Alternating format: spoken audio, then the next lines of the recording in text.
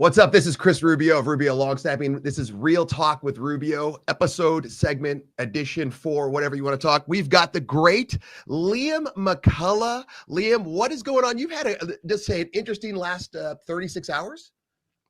Yeah. First of all, thanks for having me. Yeah, it's been a very interesting last 36 hours. As we kind of touched on a little bit before I hopped on. Lot of stuff moving. New contract, new house. Starting to think about planning for kids and everything. And so it's a busy time. A lot of travel, a lot of the off season isn't really an off season this year. But it's good. It's stressful, but it's good stress. It's all productive, and it's nice to kind of take an exhale here real quick and touch base and chat a little bit. Yeah, absolutely. I love chatting with you. You're always one of my favorites. Liam, for those that don't know, went through the Rubio Long Snapping program. Then he went to the Ohio State. Now he's with the Atlanta Falcons. And like he said, just signed a new contract. So Liam, we're going to go through 5 real quick questions, nice and fluffy. Number 1, you and I, we rent like a mini RV, not like one of those bus ones, but it's just you and I. We're traveling, let's say from Atlanta. We'll go to Vegas. So it's going to be a trip. Okay. Just you and I. We pull over to a gas station, whatever, but it's an RV, so it's got kitchen capabilities here, we'll say. Oh, okay. You plan 5 road snacks for us. Go. What's the go-tos? Okay, go-to off the bat. We're going Core Power 42-gram protein, chocolate-flavored protein shakes. Got to keep the protein high, especially in the off-season on a long road trip. That's going to be number 1. Number 2, you got to have some sort of caffeine. Okay. I used to be a big Celsius guy. Then they started to make me kind of jittery. So now I go for, there's these little, they're like this big. They're like cans of like Starbucks espresso with some cream in them, a little slightly sweet. Very good. Get down 3-4 of those easy. So that's Liam, you're just going beverages at this point. Remember, we got to eat. Oh, trust me. We're getting there, big fella. Okay, we're getting there. Okay. Food wise, right? We got some kitchen capabilities, but you're kind of limited when you go to a gas station. And I never trust pre-made gas station food. So I'm not buying a gas station sandwich and throwing it in the microwave. But we have a bathroom. So if like all of a sudden you've got a code brown, we've got the bathroom on board. Yeah, but you and I are both sharing it. So I don't know if you want to go. I'd be fine with that. I don't know if you want to go through that. So we'll go, you know what? Fine. We got a bathroom. Let's throw in some of those gas station taquitos that have been on the rollers for like 3 days. Yeah. Oh, I know exactly what you're talking about. If we're going to do it, we might as well do it, right? Yeah. So that gives me 3. Now we need at least a dessert. Okay. So we're going to go family-sized container of, we already got chocolate in the protein shake. So let's go like some Swedish fish or something like that. Just to, I don't know, mixing some fruit. That's not fruit. I don't think that's categorized as the fruit category, but we're going to go with it. Okay, we're going to go with that. So we got candy. Now we got a wild card. That's our dessert. Now we got a wild card. Ooh.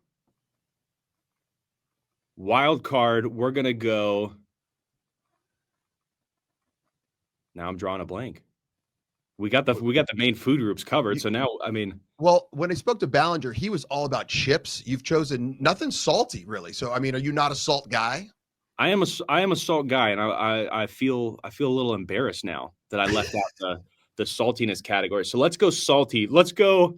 You know what? Let's go. I never eat these. The only time I eat these is when I'm in this situation where I need something from a gas station. Let's go corn nuts. Oh, Jesus. That is the worst. Oh.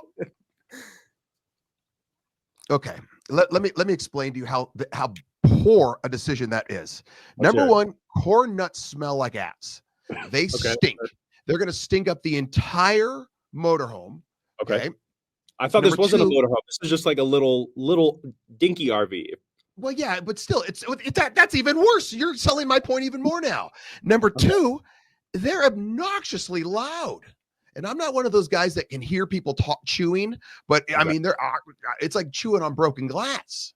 That's fair. So I'm going to give you a second. Do you want to recall the corn nuts? Are you still going strong? Because you could still go strong. You know what? Here's what we're going to do. Scratch the whole thing. Scratch the whole order. Here's what we're going to do. We're going to go classic Family Guy gas station car panini, right? You said we got kitchen. We're bringing in the panini press, right? We're going to get a stale loaf of bread from the gas station. We're Yes. gonna put peanut butter cups, Reese's peanut butter cups, crushed Doritos. We're gonna find some little $2 pack of ham, and then crack a Cadbury cream egg over the top of it and panini press it.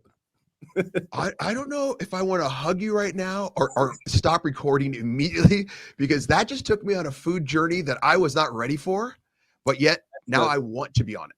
It's iconic. It's one of those things where it's like you see it and you're like, I know that's going to be gross, but like I have to try it. And I haven't 100%. tried it yet, but I feel like now I have to. So on the way home, I might swing by. I don't want to give myself food poisoning. I'll get all the ingredients from Publix instead. So Well, yeah, I don't even know. We're in March. So yeah, you can get probably a Cadbury cream egg right now because Easter's coming up. Publix is incredible. You can get anything. You can get a pool noodle in January at Publix if you want. All right. Question number 2. That was a hell of a kickoff. That was a joke. Tell everyone about your journey from high school to college to now in 3 minutes, 4 minutes. Absolutely. We'll go the speed round. So I get this question a lot. Basically, everyone asks, how did you get into long snapping? So I started 5th and 6th grade on the Pop Warner team just because they needed someone to do it. Same thing in middle school. Turns out it was something I was kind of good at, so kept doing it in middle school. High school was practicing in the summer going into my freshman year, and the varsity head coach, Vince Trombetti, at my high school, Worthington Kilbourne High School in Columbus, Ohio. Of course. Coach T came up and watched me snap and said, hey, I want you to be the long snapper for the varsity team this year. So I said, okay, great, let's do it. Went through the season, nothing but pearls, of course, naturally. And then he basically sat down with my dad and I and said, hey, I think this is something you could potentially pursue. You have a very strange, very specific talent. So he's like, I think you could potentially do this in college one day. So my dad and I, we started doing some research. He started doing some research, and we landed on a long snapping coach by the name of Chris Rubio with Rubio Long Snapping. Went to my first Rubio camp back in 2011, back when there was probably 15, maybe 15 snappers at a camp. I tell people I started going to camps. I got ranked. And then in the summer, I don't know how it is nowadays, but in the summer back when I was in high school, you could do these colleges would host specialist camps. So a bunch of long snappers would come from all over the country and go to these camps and compete and get to compete in front of these coaches. And so my dad and I started in the summer every year. We would go drive around the Midwest, the Southeast, wherever we could basically go. And we'd go on a road trip and bounce around all these college camps. So one of the camps that I went to was a camp at The Ohio State University in my hometown of Columbus. And I always knew that if Ohio State came calling, that's where I would go. So I picked up some offers from some other schools on this journey, and then basically sat down with Urban Meyer, who was the coach then. They had offered me a preferred walk-on. And after the 2013 Big Ten championship game, where Ohio State actually lost to Michigan State, another team that I had an offer from, I basically said, you know what, I love Ohio State, but I can't turn down a full ride. And so I called Coach Meyer and said, hey, I appreciate everything. I love Ohio State, but I just can't turn down a free education. So I think I'm going to, go commit to Michigan State. And he said, well, before you do that, he said, come into my office with your parents tomorrow. Let's sit down and chat. So we went into his office, and he looked at me and said, you're really going to go up there? And I said, yes. And he said, okay. He said, I'm not going to lose a local kid to any school in that state up north. And he said, I'll offer you a scholarship right now, but you have to commit on the spot. I told him, done. We shook hands, and that was it. Fantastic.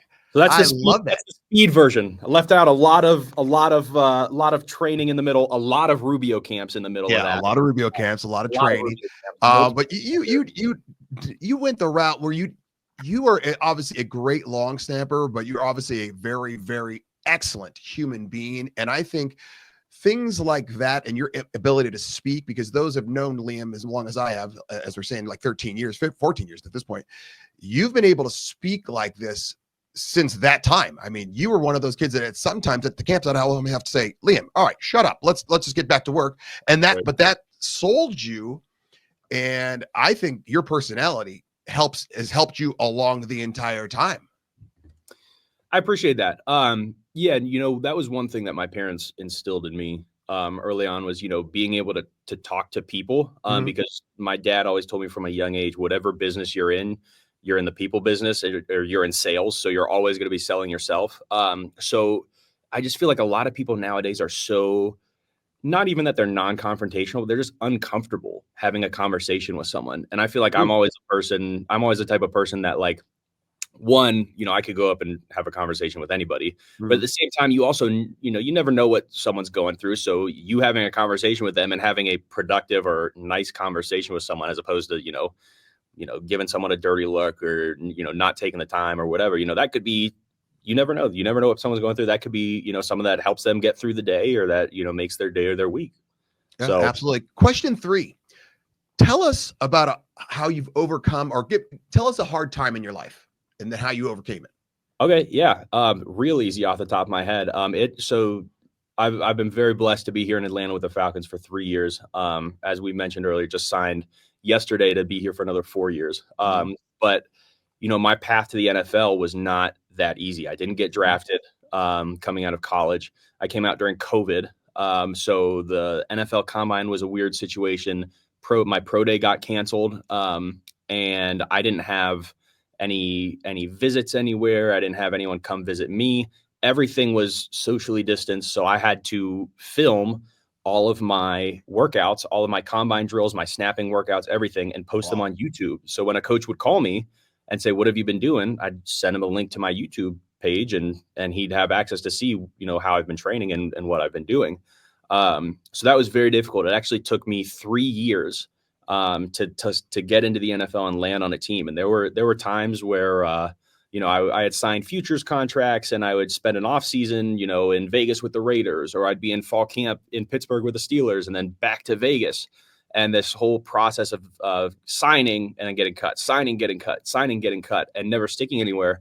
I burned through my savings. I remember looking at my now wife, Ashley, when we were dating at the time, and being like, looking at the bank account and having $40 in the bank account and saying, "Hey, like, are we going to put gas in the car? Or are we going to go to Kroger and get groceries?"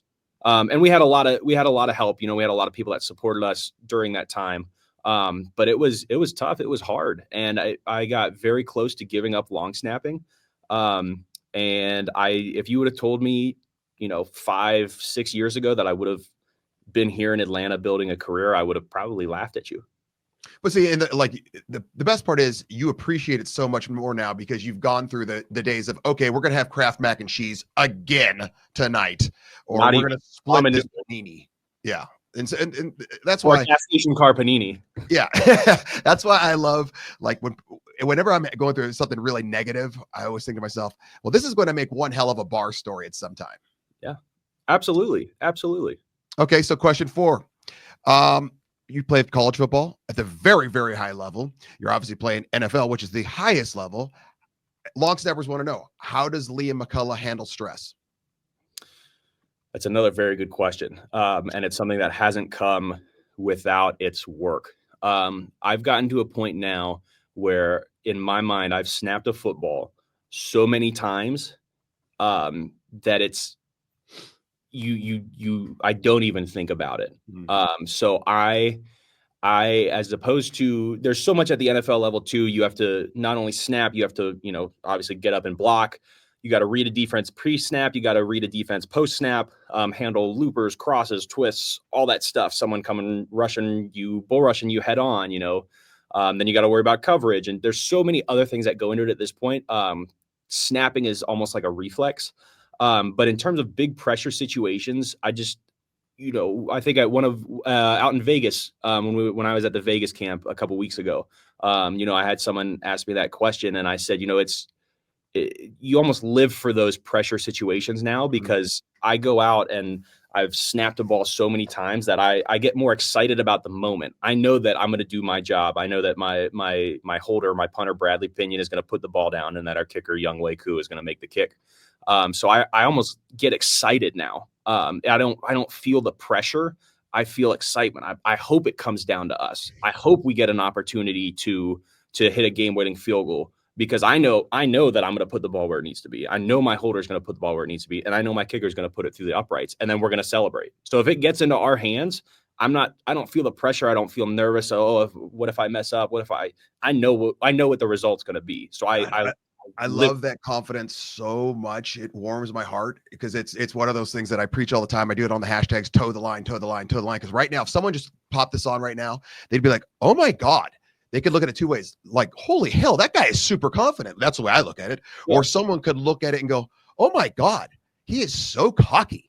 And that's what I love that, because I always say there's a line and there's confidence and cockiness, and my best long snappers, i.e. Liam, prove it every day because it's so confident that you like bleed into the cockiness. And it's not cockiness, it's just confidence. And oh my God, you just warmed my heart. You just made my whole day. Yeah, I dare you to put it in our hands as a unit. I dare you to give us the opportunity to go win this game because we're going to do it.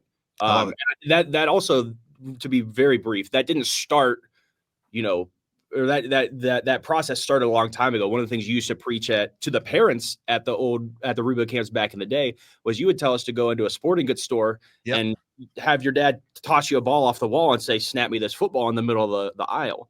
And my dad used to do that to me. We could have in Dick's Sporting Goods, wherever. And at first I was like, no, I'm not going to do that. I'm going to hit that wall. I'm going to hit that person. There's other people walking around here. I'm not going to do that. And now he made me do it. And over time, after rep on the field, but also in random situations, that confidence builds. I love it so much. Final question for you, Liam. Okay. You have a magic wand. I'm in Atlanta. We're at your new house. We're enjoying your new deck. Yes. You have two options. You can either cook me a meal from start to finish. We're talking appetizers all the way to dessert. Something that you've just got in your holster. Yeah. It's the night you proposed. You knew like this is the go-to. My wife is going to say yes after she eats this meal. Or we can go to any restaurant in the world. What are we doing? Are you cooking or are we going someplace? And what are we having? We're going to go somewhere because as much as I pride myself outside of football, I love to cook. I believe I'm an excellent cook. Absolutely. I've been very blessed in this position to travel a lot and eat at some phenomenal restaurants. So I'm going to wave a magic wand and you and I are going to be in Miami. Yes, Daddy. We're going to be in the design district of Miami, downtown. We're going to Cote Miami, COTE. It is the only Michelin-starred Korean steakhouse in the world, and we're doing their Wagyu flight. It's about a 12-course dinner. We're doing the wine pairings, everything, cocktail, everything.